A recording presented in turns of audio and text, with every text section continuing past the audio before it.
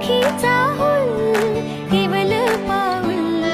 रुजलेला अंकुर आता फुलणार ग कोणी येणार ग फुलणार ग कोणी येणार ग ए चाऊ आणि माऊचे खेळ आपण खेळू ए चाऊ आणि माऊचे खेळ आपण खेळू पितळीचे पाणी तुला बियर आम्ही पिऊ बेटा बियर आम्ही पिऊ इवोल्यूशन